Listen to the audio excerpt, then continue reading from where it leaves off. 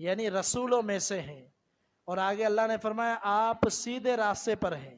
یہ بہت بڑا ایک نبی علیہ الصلوۃ والسلام کو اللہ تعالیٰ نے دلاسا دیا وحی کے ذریعے، اور پوری کفار اور مشرکین نے یہ آیتیں صورتیں سنی کہ اللہ تعالیٰ اپنے پیغمبر کے لیے قسم کھا کر یہ فرما رہا ہے کہ آپ میرے رسول ہیں۔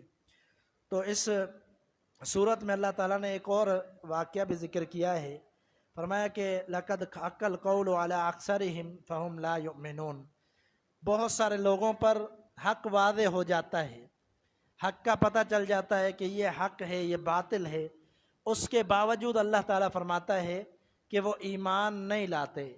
اور اس صورت کے اندر جو اہم ترین واقعہ ذکر کیا گیا ہے وہ یہ ہے کہ اس صورت میں اللہ رب العالمین نے فرمایا کہ اللہ نے 3 پیغمبر ایک ہی بستی کے اندر بھیجے، ایک ہی شہر کے اندر اللہ تعالیٰ نے 3 پیغمبروں کو بھیجا، ایک پیغمبر بھیجا پھر دوسرا بھیجا، ان دونوں کو جب قوم والوں نے جھٹلا دیا تو اللہ تعالیٰ نے تیسرا پیغمبر بھیجا ان دونوں کی بات کو یاد دلانے کے لیے۔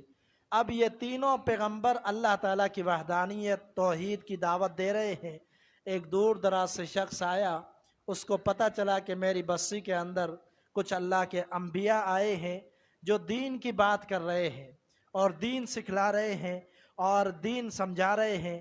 وہ آیا اور اپنی قوم سے کہنے لگا یا قوم اتبعوا المرسلین، اے میری قوم والو، اس جو مرسلین یہ اللہ کے پیغمبر ہیں، رسول ایک ہوتا ہے، مرسلین جمع ہے رسولوں کی، تو یہاں جمع کا صیغہ کیوں ہوا؟ اس لیے کہ 3 پیغمبر ایک ٹائم میں اللہ کی توحید کی دعوت دے رہے تھے۔ تو اس شخص نے کہا کہ یہ تینوں اللہ کے پیغمبر ہیں، ان کو مان لو، ان کی دعوت کو مان لو، اس لیے کہ یہ تم سے کوئی پیسے کا اجرت کا مطالبہ نہیں کر رہے بلکہ اللہ کا سچا دین تمہیں سنا رہے ہیں۔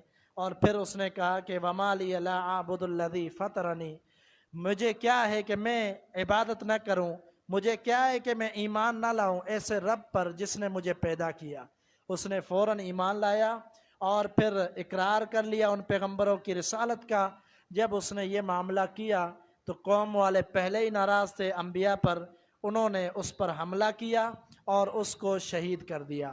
اللہ تعالیٰ نے اس کے بعد فرمایا کہ ہم نے فوراً فوت ہوتے ہی اس کو یہ کہہ دیا کہ جنت میں داخل ہو جا، جنت میں داخل ہو جا۔ اس نے پیغمبروں کی تصدیق کی، پیغمبروں کی بات کو مانا، اپنی قوم کو بھی دعوت دی کہ پیغمبروں کی بات مانو۔ اللہ نے فرمایا کہ اس جیسے ہی اس بندے کو شہید کیا گیا، ہم نے اس کو یہ کہہ دیا کہ داخل ہو جا جنت میں۔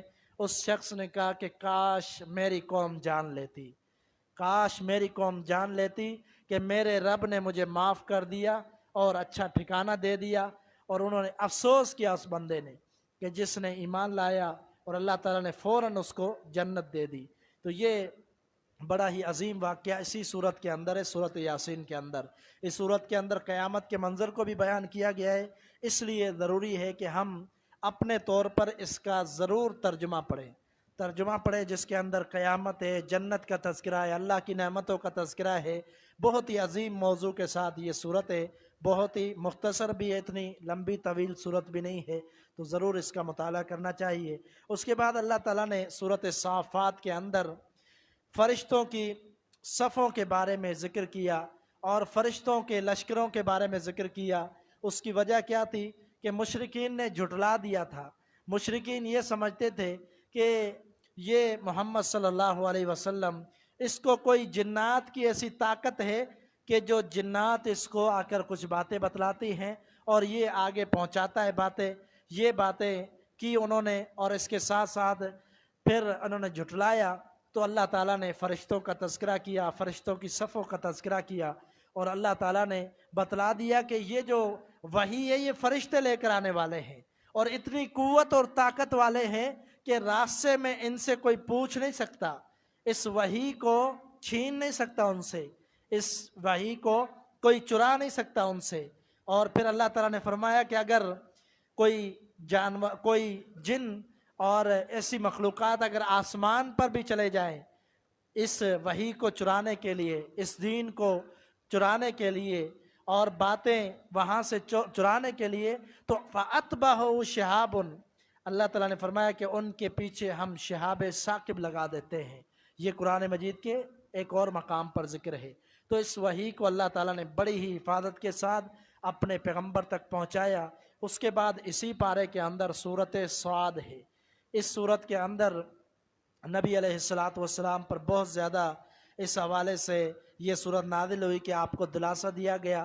بہت زیادہ مشکلات کا دور آیا کہ حتیٰ کہ قریش کے سارے لشکر جمع ہو گئے، سارے لشکر جو سرداران تھے جمع ہو کر ابو طالب کے پاس آئے اور اس کو کہا کہ اب اور کوئی معاملہ نہیں ہے، ہم یہ مطالبہ لے کر آئے ہیں کہ یہ اپنے رب کی بھلے عبادت کرے، ہم اس کو منع نہیں کرتے اور اس کے بیچ میں ہم حائل نہیں آئیں گے، نہ اس کو ہم روکیں گے، نہ اس کو تنگ کریں گے، بس ہمارا اتنا مطالبہ ہے کہ یہ ہمارے معبودوں کو برا بھلا نہ کہے اور ہمارے لوگوں کو نہ چھیڑے۔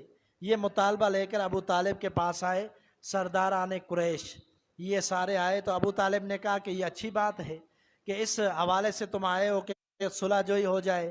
نبی علیہ السلام کو بلایا، ان سب کو سرداران قریش کو سامنے بٹھا کر آپ سے یہ مطالبہ کیا کہ یہ قریش والے لوگ آئے ہیں، یہ کہتے ہیں کہ آپ جو ہے ہمارے بتوں کو برا بھلا نہ کہو، ہمارے لوگوں کو نہ چھیڑو، ہم آپ کی عبادت کے اندر حائل نہیں ہوں گے، ہم آپ کو تنگ نہیں کریں گے۔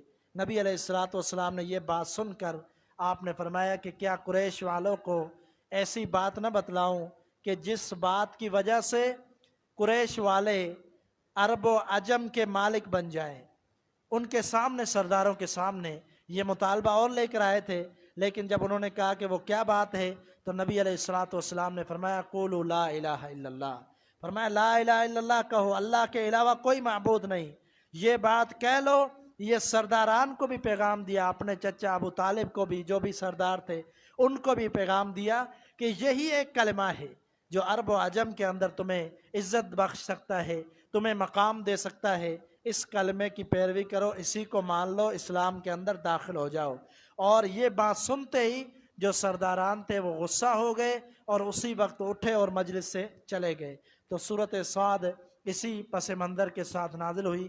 اس کے اندر بہت ساری ہدایات اور نصیحتیں ہیں، اور پھر اللہ تعالیٰ نے اس میں انبیاء پر جو آزمائشیں آئی، انبیاء پر جو پریشانیاں آئی، ان کو بھی تذکرہ کیا ہے۔ سیدنا داؤد علیہ السلام، سیدنا یونس علیہ السلام، سیدنا سلیمان علیہ السلام، ان کا تذکرہ کیوں کیا کہ آپ فکر نہ کریں، یہ سرداران آپ کے خلاف ہیں، یہ آپ کا کچھ بگاڑ نہیں سکتے۔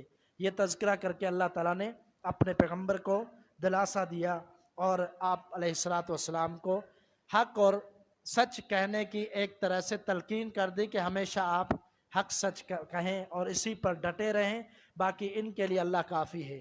ایک اور اہم آیت اس میں یہ بیان کی گئی کہ کفار مکہ یہ کہا کرتے تھے بتوں کے بارے میں، بتوں کے بارے میں جب ان سے پوچھا جاتا تھا تم ان کی عبادت کیوں کرتے ہو، ان کو کیوں پوجتے ہو، ان کو سجدہ کیوں کرتے ہو، ان کے آگے کیوں جھکتے ہو، تو یہ کہتے تھے لِيُقَرِّبُونَا إِلَى اللَّهِ زُلْفَى، ہم اس لیے ان کی عبادت کرتے ہیں تاکہ یہ ہمیں اللہ کے قریب کر دیں۔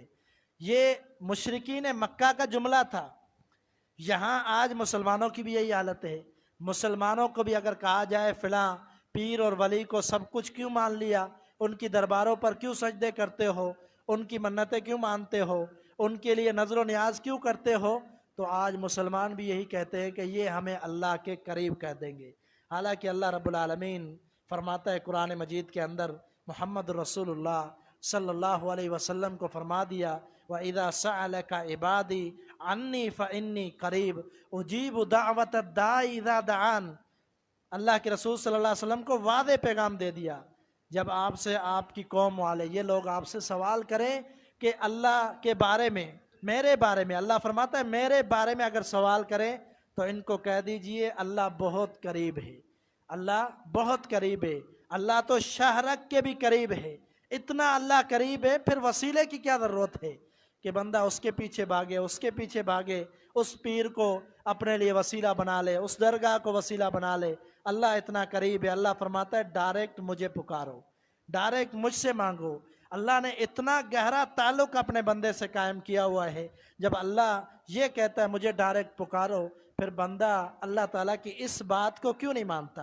پھر تو وہی بات ہو گئی جیسے کفار مکہ نے بت بنا لیے، آج طرح طرح کے نام دے کر ایک طرح سے اللہ کے ساتھ شرک کیا جاتا ہے، دوسرے طریقے سے کبھی بتوں کو، کبھی آج دیکھا جائے تو گھوڑوں کو، کبھی دیکھا جائے تو درگاہوں کو، کبھی دیکھا جائے تو پیروں کو، یہ سارے کیا ہیں؟ یہ ایک بتوں کی شکل ہے۔ وہ بتوں کو مانتے تھے، ان کو پوجتے تھے، آج یہ اللہ کی دوسری مخلوقات کو پوجتے ہیں اور یہ سمجھتے ہیں کہ اللہ کا قرب ایسے حاصل ہوگا۔ تو اللہ کا قرب ایسے حاصل نہیں ہوگا، بلکہ عبادت سے، اللہ کو راضی کرنے سے۔ اللہ نے فرمایا ان اکرمکم عند اللہ اتقاکم، اللہ تعالیٰ کے ہاں تم سے سب سے زیادہ اکرم، سب سے زیادہ عزت حاصل کرنے والا شخص وہ ہے جو تقوی والا ہے، پرہیزگاری، اللہ سے ڈرنے والا ہے، اللہ کی عبادت کرنے والا۔ سب سے زیادہ اللہ اس سے محبت کرتا ہے، اسی کی شان اور عزت زیادہ ہے، اللہ کے ہاں مقام ہے، مرتبہ ہے۔ تو ہمیں عبادت کی طرف توجہ دینی چاہیے، نہ کہ اس طرح جو لوگ دوسرے معبودان باطلہ کو پکار کر اللہ کے قریب ہونا چاہتے ہیں۔ نماز ہے، روزہ ہے، حج ہے، زکوٰۃ ہے، ذکر الہی ہے، یہ سارے کام اللہ کے قریب کرتے ہیں بندے کو۔ اللہ تعالیٰ نے فرمایا ان رحمت اللہ قریب من المحسنین، اللہ کی جو رحمت ہے وہ ہمیشہ نیکوکاروں کے قریب ہوتی ہے، اس لیے پریشان نہ ہو۔ جب اللہ کی عبادت کرو گے، نیکوکار بن جاؤ گے، تو پھر تم اللہ کے قریب ہو، پھر اللہ سے دعائیں کرو، اللہ تمہارے مسائل حل کر دے گا، نہ کہ دوسروں کے پیچھے لگو۔ اللہ تعالیٰ سے دعا ہے کہ اللہ تعالیٰ حق سچ سمجھنے کی توفیق عطا فرمائے۔ وما توفیق الا باللہ علیہ توکلت و الیہ انیب۔